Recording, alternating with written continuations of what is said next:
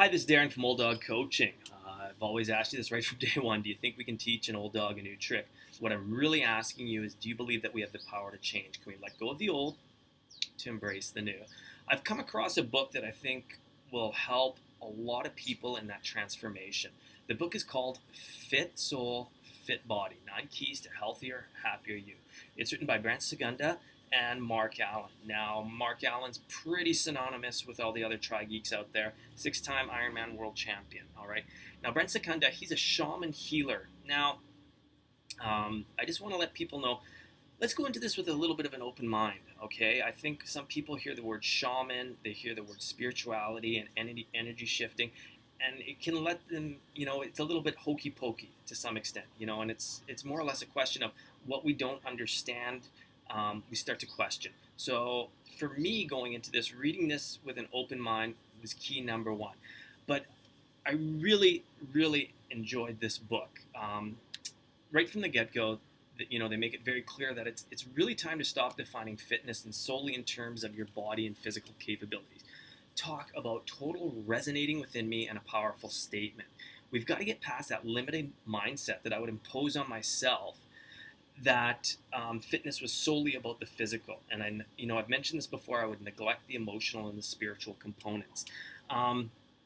So it's needless to say, we need to incorporate these 3 things, the physical, the emotional, the spiritual, to kind of create a fitness triad.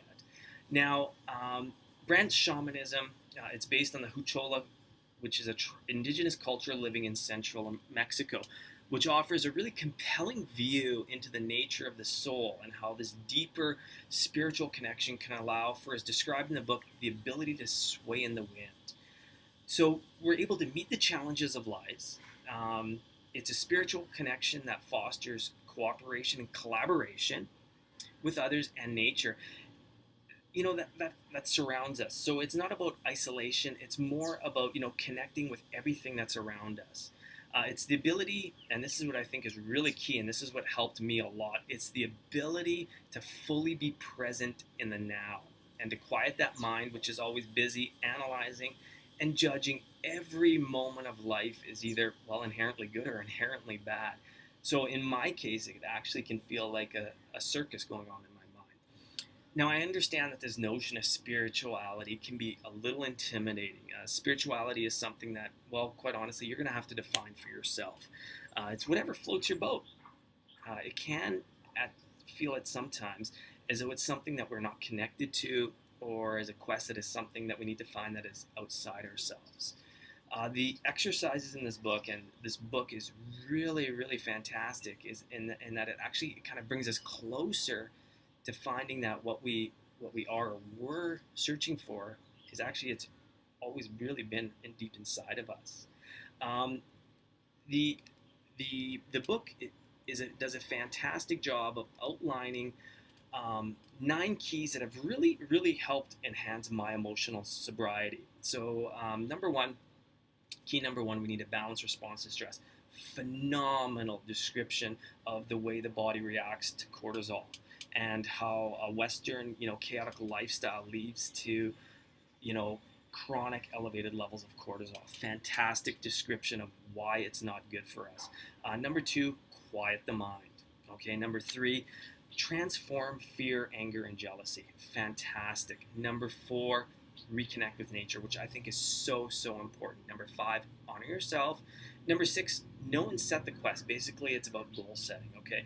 Number 7, and I love this, and this resonated with me 100%, live what you ask for. Okay, number 8, slow down to get faster. So they actually look at our physical training and in life in general that sometimes we need to slow down to get faster. And number 9, excellent key to a healthier and happier you, nutrition, what we're putting into our body. And they define it as, invite that inner caveman to the table. One of the most useful tools for me was this discussion on self-doubt. Let's be honest, I'm pretty good at what-ifing myself to death. And they have a great solution for that. And it seems pretty easy sometimes, but one of the best ways to overcome self-doubt is by taking action. Listen, I'm going to be very upfront and honest with you. I think this is a great book for anybody who's looking for a little bit more out of their fitness. Okay, I think this is a great book that can help anybody who's looking for a deeper connection to themselves.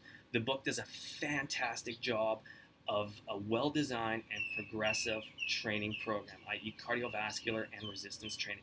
I've made a few changes in the article that follows of just kind of changing around the order of the exercises for the strength training. I focus more on more neurologically demanding exercises, going after two joint as opposed to one joint exercises.